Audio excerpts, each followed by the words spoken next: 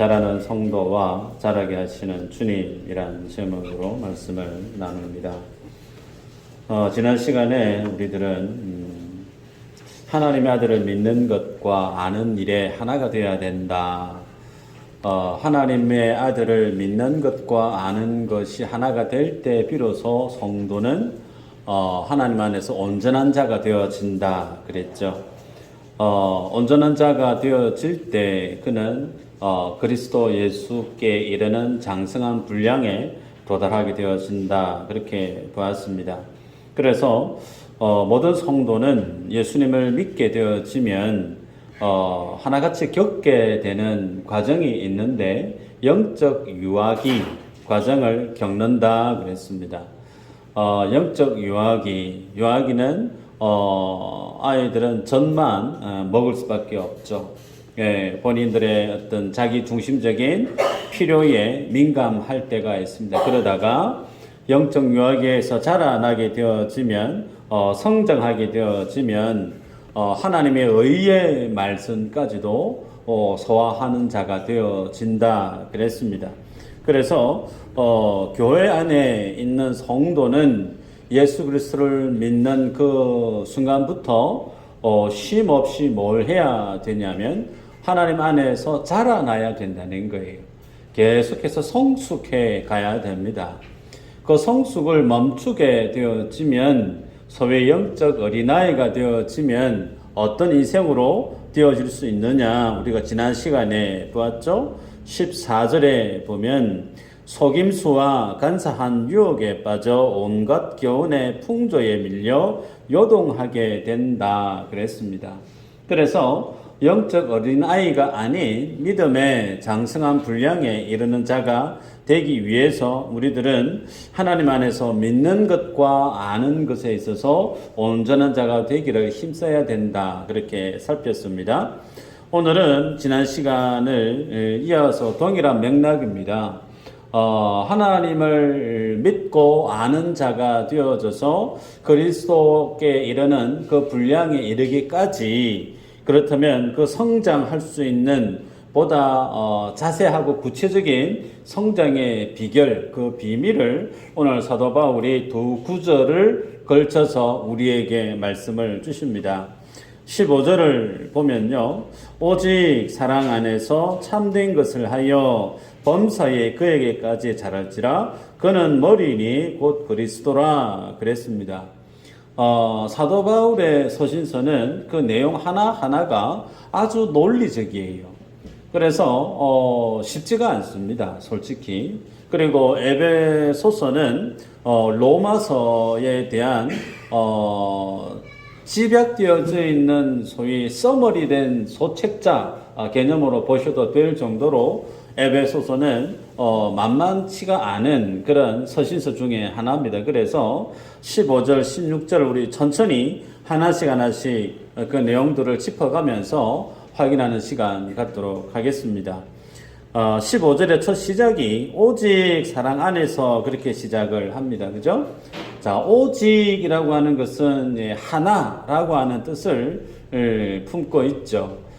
지금 무엇에 대해서 사도 바울이 언급하고 있냐면 성도가 성장해 가야 된다라고 하는 내용을 지금 하고 있어요. 자라남. 자라나는데 그 자라날 수 있는 방법이 오직 뭐라는 거예요? 하나라는 거예요. 성장하는 방법에 있어서 그 방법론이 2개, 3개, 4개 여러 개 있는 게 아니고요. 사도 바울은 오직 하나밖에 없다. 그렇게 얘기를 합니다. 그래서 지난 내용과 이어서 풀어서 연결해 보면 바른 예수 그리스도를 알고 믿고 그 안에서 사랑 안에서 참된 것을 하는 거, 그게 오늘 주님 우리에게 주시는 성장에 대한 내용이에요. 그래서 15절에 읽었던 내용을 원문 그대로 직역을 하면 이렇습니다. 사랑 안에서 진리를 붙잡는다라는 뜻이 안에 내포되어져 있어요.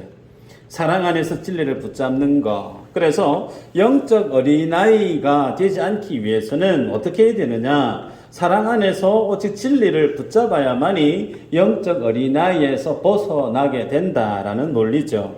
때문에 우리들은 영적 어린아이가 당하는 삶의 문제점을 해결하는 길은 사랑과 진리를 붙드는 데 있다라는 바울의 가르침을 보게 됩니다. 자, 그러면 사랑 안에서 진리를 붙잡는다. 말은 좀 쉬운 것 같은데 좀 추상적이죠? 하나씩 보도록 하십시다. 우선 진리가 뭔지부터 우리 생각을 해볼까요? 진리. 우리가 알고 있는 진리는 변하지 않는 것을 진리라고 얘기를 하죠. 변하지 않는 것. 소위 이 과학적인 어떤 사실을 두고 우리들은 진리다. 그렇게 생각들 하기 쉽습니다. 여러분, 우리가 생각할 수 있는 것은 만류인력 법칙, 다 아시는 것들이고, 또 통영이 있으니까 바다를 보면서 밀물이 있으면 썰물이 있다는 거죠. 그리고 태양은 동에서 서서 서로 지는 것. 우리 통상 이런 것들을 변하지 않는 사실, 진리라고 얘기를 해요. 그런데 진리라고 하는 이 사실들이 늘 역사 속에서 변함이 없었던 사실이었을까요? 아니요. 우리가 진리라고 하는 것들이 변하지 않는 사실이 많이 없어요. 계속 바뀝니다.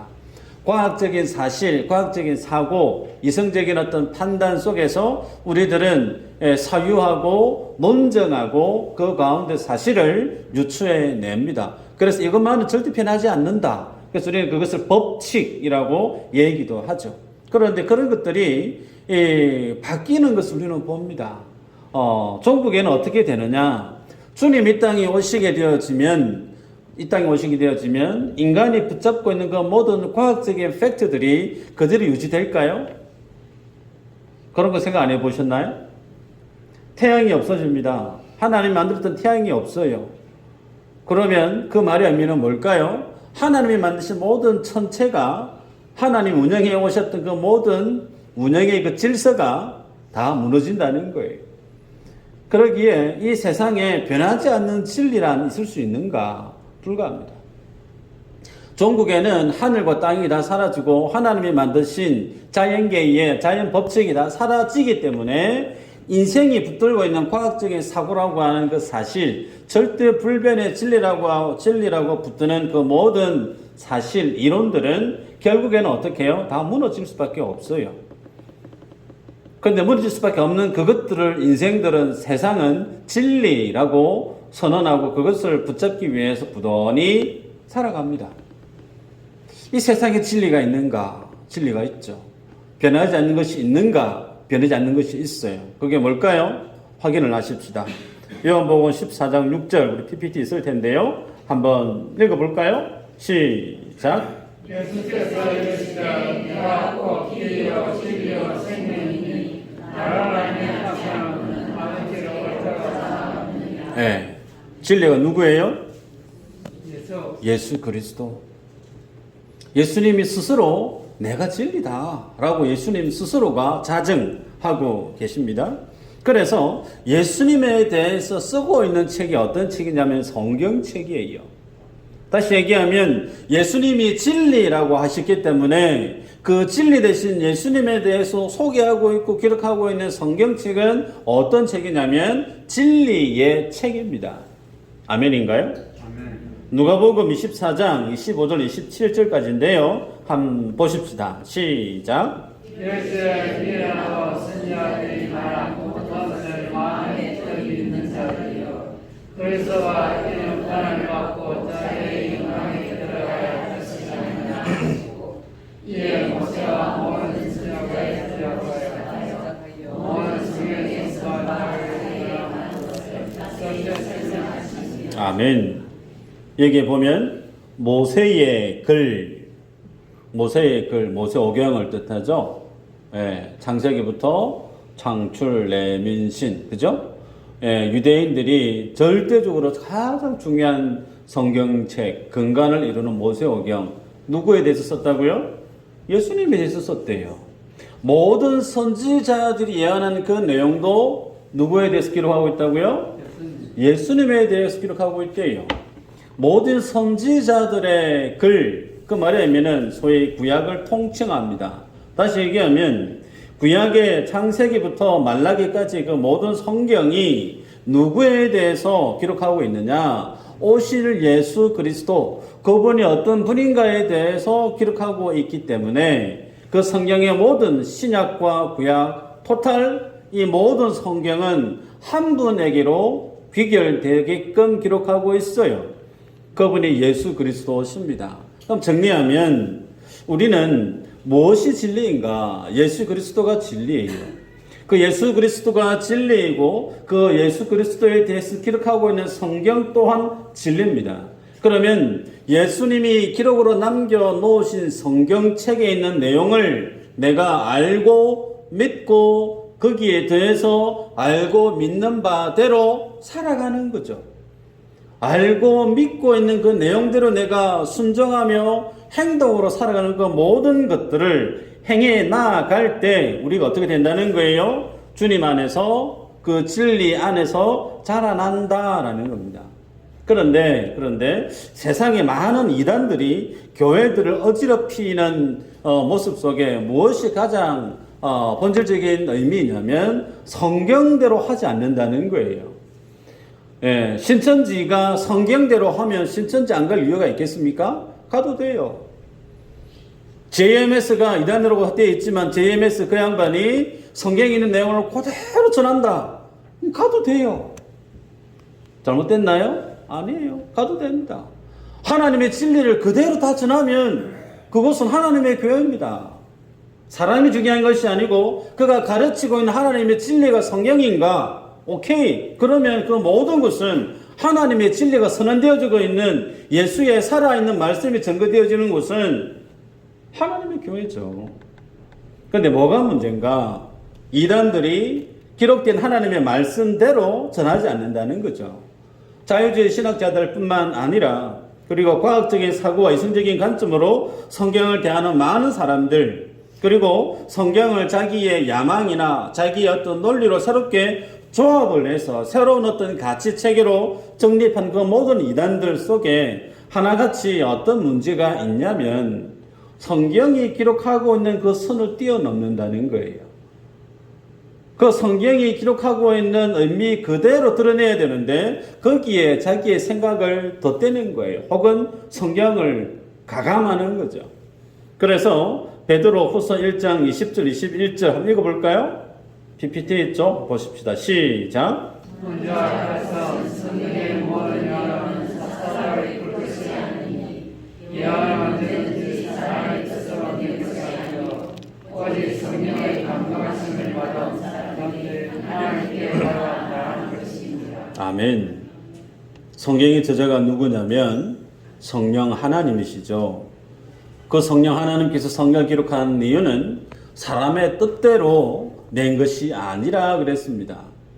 하나님의 뜻에 의해서 기록되어진 것이 성경이죠. 그러면 이 사람의 뜻대로 되지 않았기 때문에 이 성경을 이해하고 해석하고 그것을 나에게 주는 하나님의 영의 양식으로 삼기 위해서는 그것을 어떻게 풀어가야 되는가?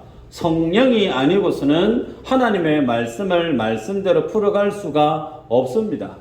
당연히 과학적인 사고, 이성적인 윤리적인 체계로 성경에 기록되어 있는 그 모든 기적들을 이해하려고 덤벼들면 모든 기적들은 이거는 과학적인 논리에서 맞지 않다. 이걸 믿을 수가 없다. 당연히 믿을 수가 없죠. 당연히 믿을 수가 없죠. 성경은 하나님의 영감으로 하나님의 뜻으로 만들어진 성경책이기 때문에 이 성경책을 이해할 수 있는 사람은 하나님의 영이 주어져서 성령으로만 해석되어질 때 비로소 성경에 기록되어 있는 그 모든 기적들, 표적들, 이해하기 힘든 모든 그런 내용들까지도 어떻게 해요? 믿어지는 거예요. 그래서 성경을 믿을 수 있는 근거는 인간의 열심에 의해서 되어지는 것이 아니고 성령 하나님이 성경을 읽고 이해할 수 있는 은혜를 조명해 주실 때 비로소 성도는 성경을 그대로 받아들이게 돼요. 여쭤봅니다. 여러분들은 성경이 짝퉁 소설책이 아니고 분명한 하나님의 진리의 책임을 믿으세요? 어떻게 믿게 됐어요? 나도 몰라요. 그게 답일 거예요. 나도 몰라요. 예수님을 믿으니까 믿어져요. 그게 맞는 고백이에요. 성령이 우리에게 은혜를 주었기 때문에 성령이 은혜를 덧입은 자만이 성경 속에 기록되어져 있는 예수 그리스도를 보게 됩니다. 그래서 유대인들, 이방인들 그들에게 예수 그리스도는 버리는 돌이에요. 부질없고 가치 없는 것들로 보이지만 하나님의 은혜를 덧입은 자들에게는 이 성경이 좋게 하나님의 생명을 덧입고 구원을 얻는 하나님의 능력이 됨을 고백하게 되어지죠. 이것은 우리의 힘으로 되는 게 아니죠. 하나님의 은혜로 성령의 축복으로 주어지는 결과물입니다. 그러기에 우리는 이 혼탁하고 어지러운 이 시대를 살아가면서 여러분에게 부탁을 드립니다. 강단에서 증거되어지는 그 모든 말씀들이 정말 하나님의 말씀이 맞는지에 대해서 분별력을 지니시고 들으셔야 돼요. 첫 번째는 미스제일교회 담임을 하고 있는 양성부 목사가 전하는 메시지가 하나님의 말씀이 맞는가에 대한 필터링을 여러분들이 하셔야 돼요. 다행스럽게 저는 우리 교회가 속해 있는 교단 산하에 총신에 있는 신학적인 배경을 지지하고 그 틀 안에서 성경을 해석하려고 부단히 애를 씁니다. 그럼에도 불구하고 여러분들은 주일날, 수요일날 혹은 새벽 예배 포함해서 이 강단에서 전거되어지는 하나님의 말씀으로 선포되어지는 것들에 대해서 여러분들은 스스로 필터링 하셔야 돼요. 무조건 목사님이 전하시는 말씀은 하나님의 말씀이 맞지 덮어놓고 믿으셔도 잘못될 리는 없을지 모르겠지만 그럼에도 불구하고 여러분들은 하셔야 돼요. 왜요? 성경 속에서 분별력을 지니지 않고 무작정 받아들이게 되었으면 성경과 상관없는 쓰나미에 밀려서 진리와 상관없는 삶을 살아갈 수 있기 때문에 그렇습니다. 이런 믿음의 자세는 교회 안에서뿐만이 아니고 여러분들이 생활 속에서 혹은 유튜브나 혹은 기독교 방송이나 라디오나 허다의 많은 목회자들이 강단에서 전가하는 그 모든 메시지, 내 귀에 들려오는 모든 메시지에 대해서 동일하게 필터링 과정을 하셔야 됩니다. 단순히 그 목사님이 큰 교회 수만 명 목회하시는 목사님이시니까 혹은 저분은 텔레비전에 나오는 유명하신 분이시니까 그분의 메시지를 무작정 필터링 없이 그냥 그대로 수용하게 되어지면 안 된다는 거예요. 안타깝게도 저는 한국에서 정말 저분은 하나님의 말씀 그대로 전하시는 분이다 라고 꼽을 수 있는 분이 저에게는 5분 이상 손에 안 꼽힙니다. 저는 어제도 저희 친누님하고 잠시 식사를 하면서 이런저런 얘기하면서 나는 이 목사 설교 좋더라 그러면서 얘기를 하시더라고요. 그래서 제가 듣지 말라고 하는 그분이에요. 제가 그랬습니다. 그랬더니 누님 하시는 말씀이요. 왜? 그분 성경 말씀 진짜 재밌게 잘하시던데. 성경 내용을 귀에 쏙쏙 들어오게 얘기 너무 재밌게 잘해주던데. 듣지 마소구만. 제가 그랬어요. 진리를 가르쳐줘야 돼요. 성경의 내용은 다 풀어줄 수 있습니다. 그런데 그 속에서 뽑아내야 될 진리가 뭔지에 대해서 제대로 떠먹여주지 않으면 엉뚱한 거 먹는 거예요. 그래서 여러분들은 정말 말씀을 들을 때 정말 이게 하나님의 말씀이 맞는가 분별력을 지니시고 들으셔야 돼요. 같이 한 말씀을 볼까요? 디모데후서 2장 15절 같이 한번 읽어보십시다. PPT 있죠? 시작.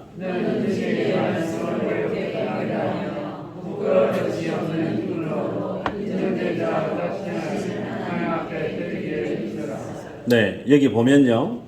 성도를 구원시키는 그 하나님의 십자가의 은혜가 삶 가운데 능력으로 역사되어질 때 성도가 스스로에게 주어지는 책임이 있습니다.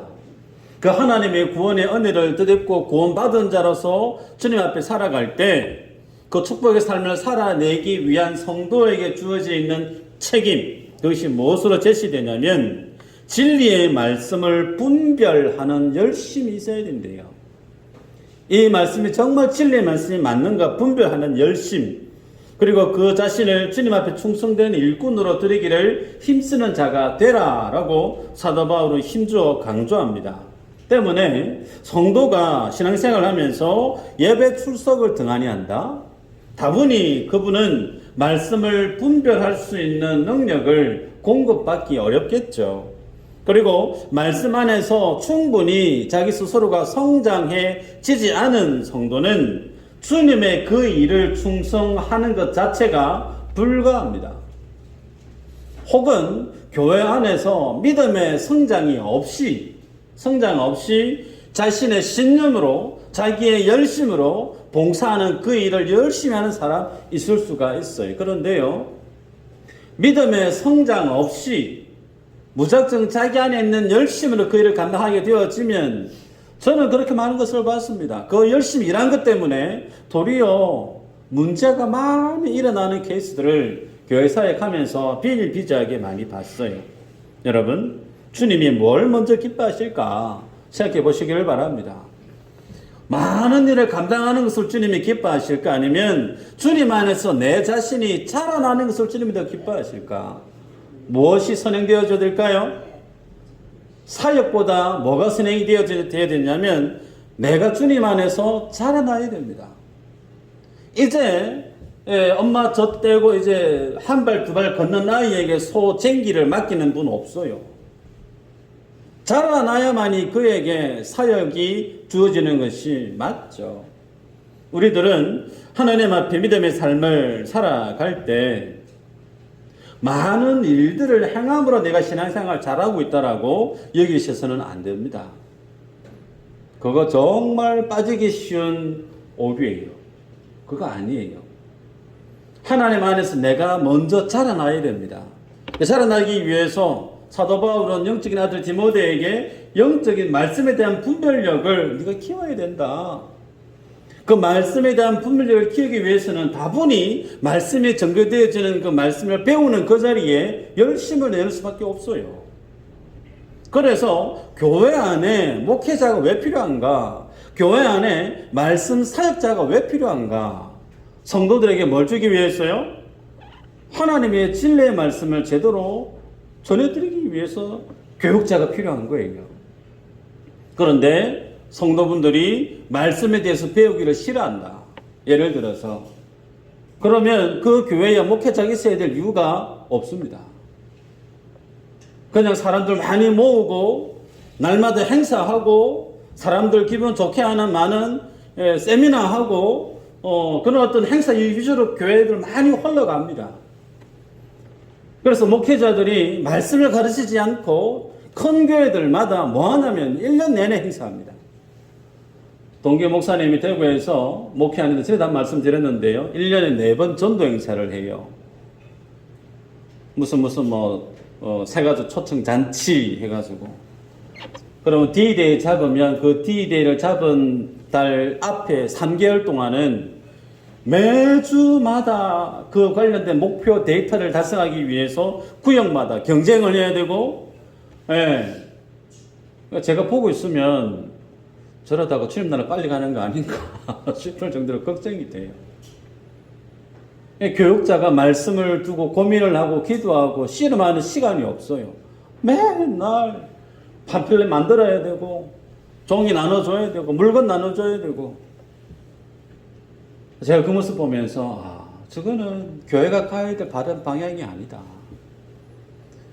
여러분, 저는 우리 교회가 미수제일교회가 다른 거에 대해서는 좀 차순위 우선순위가 뒤로 밀려도요, 말씀에 대한 배움의 자리에 대해서만큼 여러분들이 욕심을 내셨으면 좋겠습니다. 네. 열심을 내지 않고 우리 교회 양 목사님 별로 인기도 없고 별로 안 친해지고 싶다 그러면 말씀의 자리에 안 오시면 돼요. 그러면 이제 저는 그때부터 뭐 할까요? 기도합니다. 하나님 다른 교회로 보내주십시오. 말씀이 없는 곳에 있을 이유가 없습니다. 다른 사역지로 보내주십시오. 저는 아마 기도하게 될 것 같아요. 여러분, 우리들은 주님의 진리의 말씀을 분별하는 그 일에 열심을 내셔야 됩니다. 두 번째는요, 진리에 대해서 우리가 보았다면 사랑 안에서 진리만을 말해야 되는 것이 성도들인데, 본문에서 말씀을 보니까 참된 것을 하여라고 표현하고 있죠. 참된 것을 하여라고 이 말의 의미는 진리만을 말하다라고 하는 뜻을 지니고 있어요. 알레티오라고 하는 말인데요, 이 알레티오라고 하는 이 말은 내가 어떤 사실을 압니다. 어떤 진리를 알고 있는데 그 진리가 내 속에 제대로 이해가 되어졌어요. 이해되어졌을 뿐만 아니라 그 이해된 그 진리를 다른 사람에게 가르칠 정도가 돼요. 그래서 내가 알고 있는 진리를 다른 사람에게 가르칠 뿐만 아니라 그 사람에게 가르치는 그 진리대로 나는 어떻게 해요?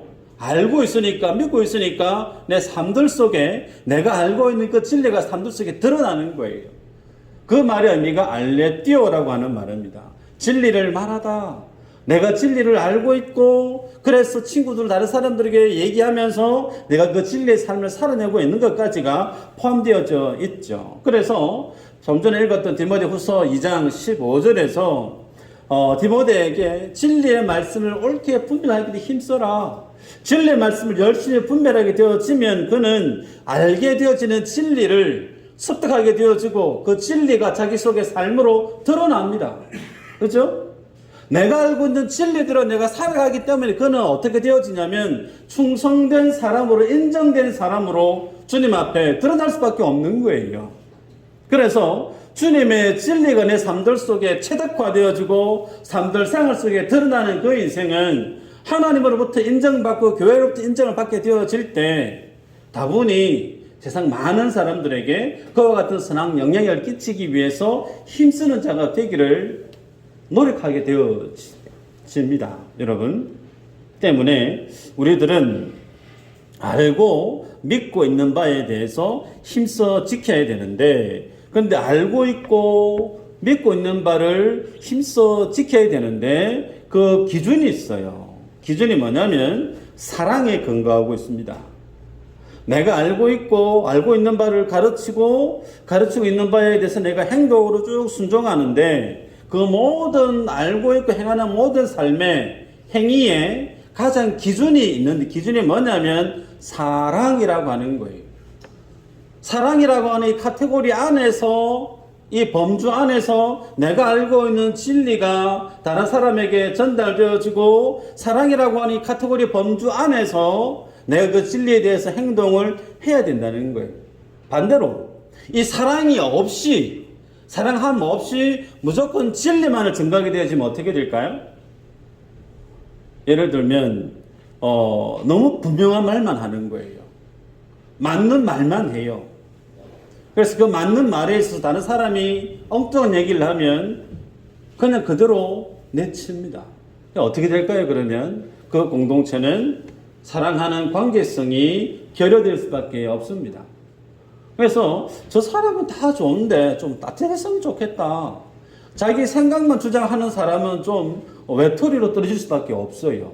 공동체성은 무엇이 가장 큰 전제여야 되냐면 사랑이라고 하는 거예요. 사랑이라는 그 범주 안에서 진리가 있어야 됩니다. 그런데 이 부분에서 우리가 간과할 수 있는 게 뭐냐면 밸런스를 맞춰야 돼요. 그래서 진리와 사랑은 때로는 상극인 것처럼 보일 수가 있습니다. 여러분, 사랑이 너무 많게 되어지면, 사랑이 너무나 풍성하고 사랑의 관점에서 우리가 사랑을 대하게 되어지면 진리가 아닌 것들에 대해서 다른 사람이 얘기할 때 그 부분에서 어떻게 해야 되죠? 가지치기를 해야 돼요. 물론 사랑하지만 진리가 아닌 것들에 대해서 얘기할 때는 그거는 아닌 것 같습니다. 그렇게 행동하면 잘못된 것 같습니다. 그건 하나님이 기뻐하지 않는 생각이지요. 그래서 저는 그 생각에 동의를 하기 어렵겠습니다.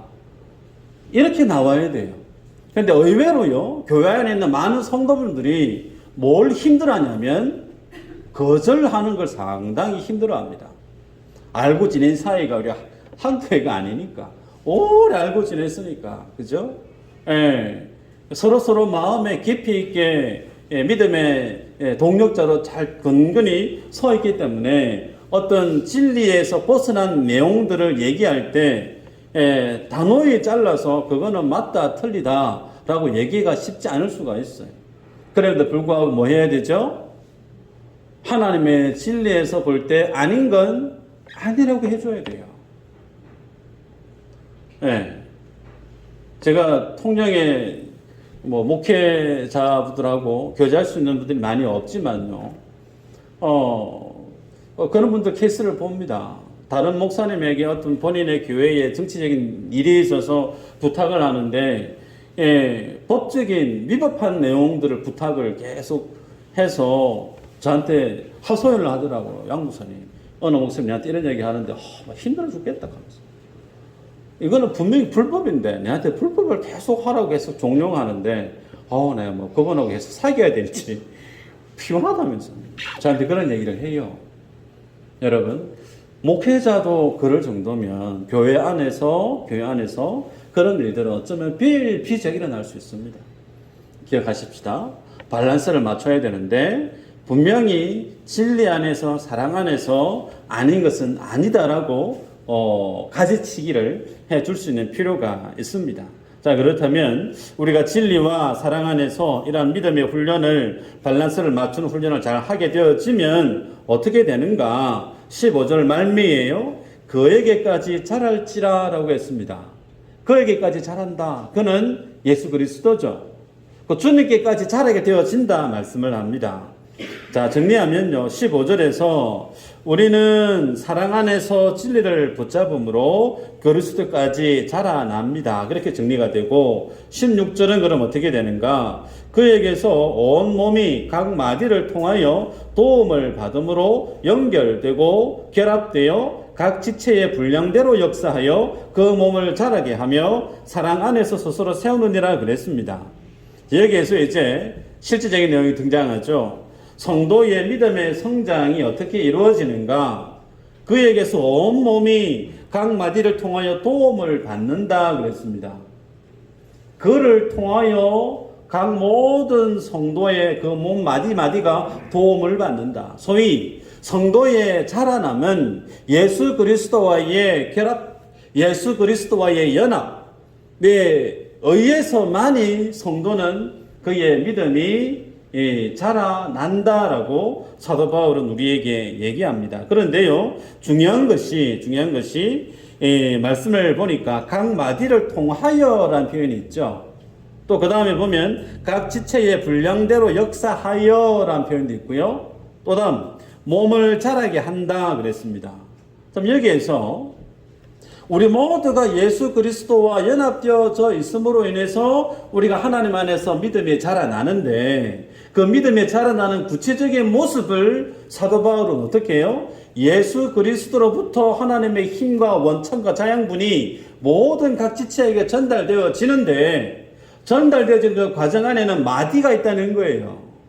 마디가 누굴까요? 뭘 뜻할까요? 네. 성도.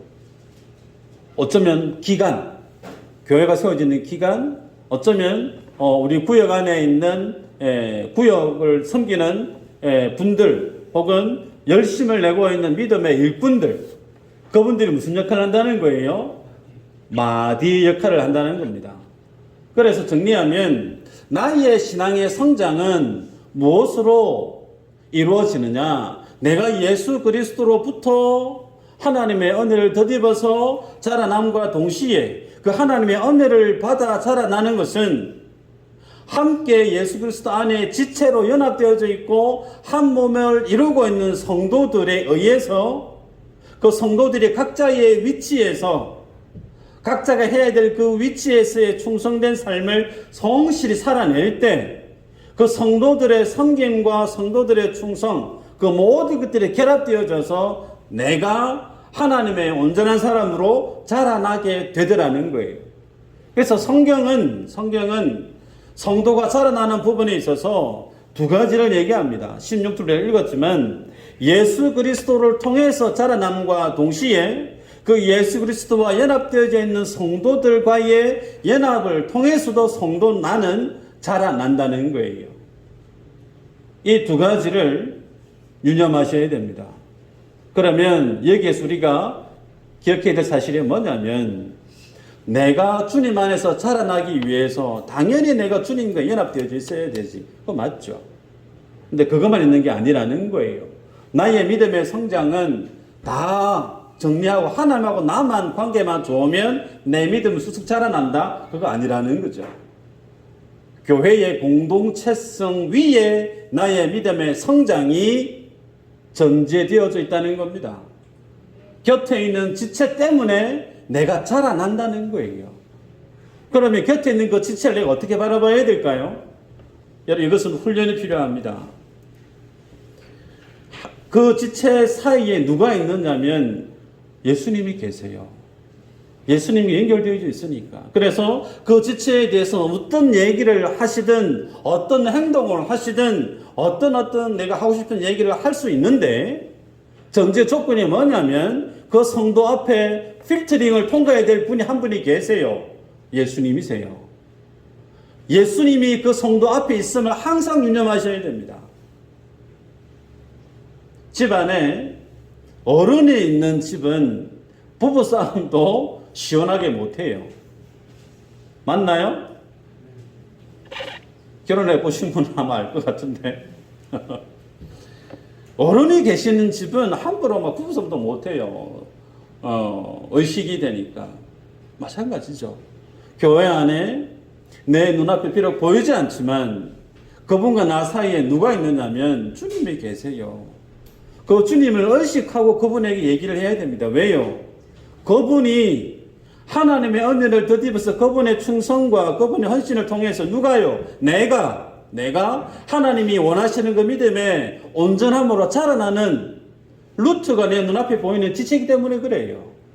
그래서 내 눈에 보이지 않지만 그 주님을 의식하지 않고 내 감정대로 내 생각대로 쉽게 말을 내버텨버리게 되어지면 그 말 때문에 곁에 있는 지체가 어떻게 해요? 상처를 받죠. 실족을 할 수 있어요. 그래서 우리들은 코람데오라는 말을 종종 기억할 필요가 있습니다. 하나님 앞에서 내가 살아가야 될 늘 하나님 앞에서의 생각을 떨쳐버리서는 안 돼요.